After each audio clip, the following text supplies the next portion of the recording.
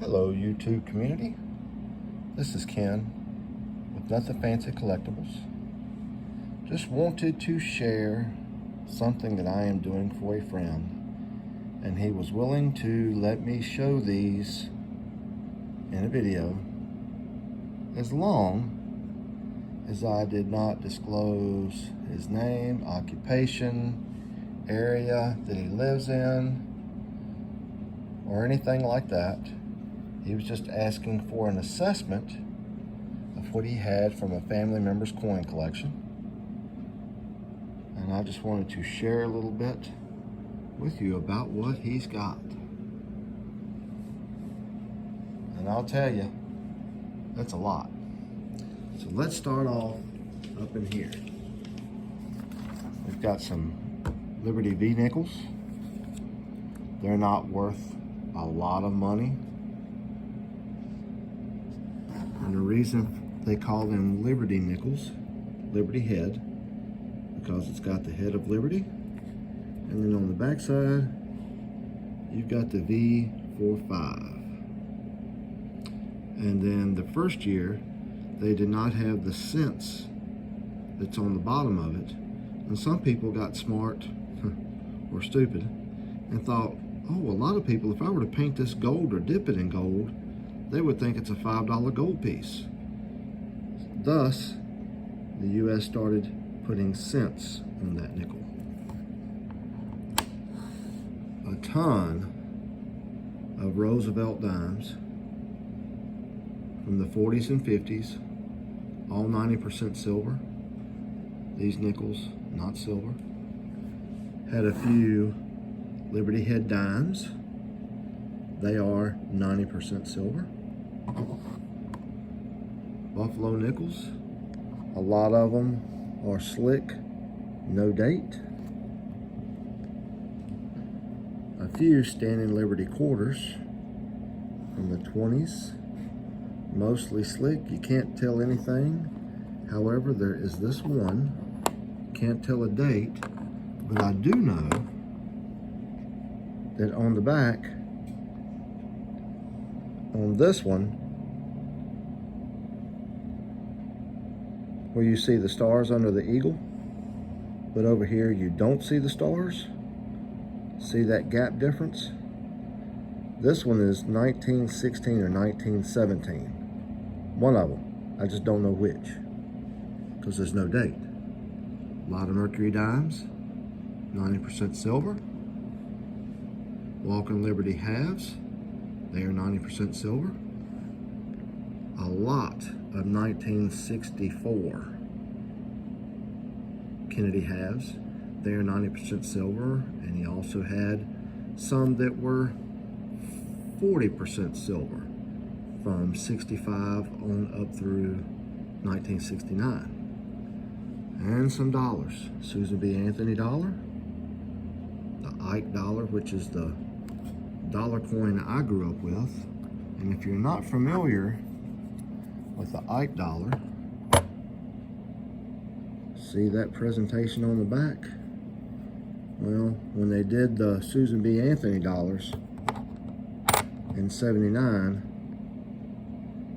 they kind of reiterated that.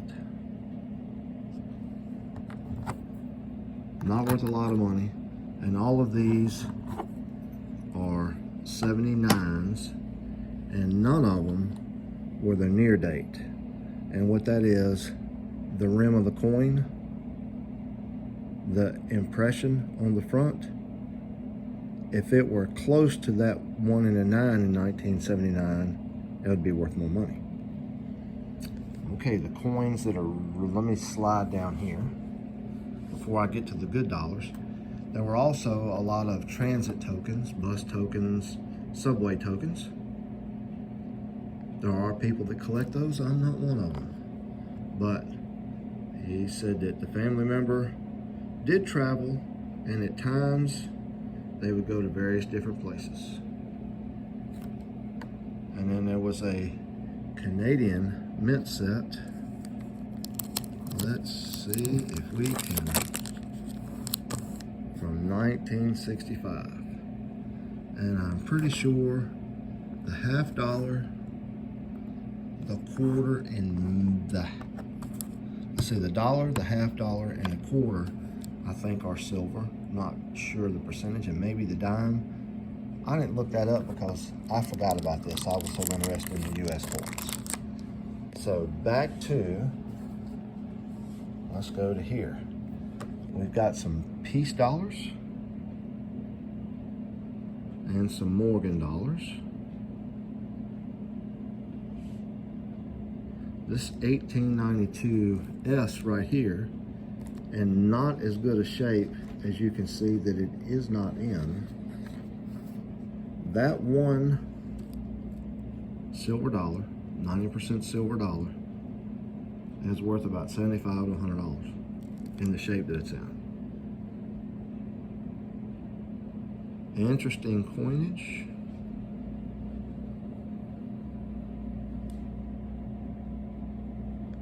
And I don't know how long ago it was that these were actually purchased and put in these flips. $2.50, $3. I'd be happy to give that much for a nice piece of Morgan dollar nowadays. Okay, so here are some outside of the flips. So let's flip it over. See how really nice that is. A lot of the good details. You got Liberty up here in the head. But if we flip it over, we'll just do this other one. See how that eagle looks. All right. Piece of Morgan dollars. Here's this is odd. Now, if you look, this 1921 Morgan dollar, and here's a 1921 peace dollar. This peace dollar right here, they did slightly over $1 million, right in that range.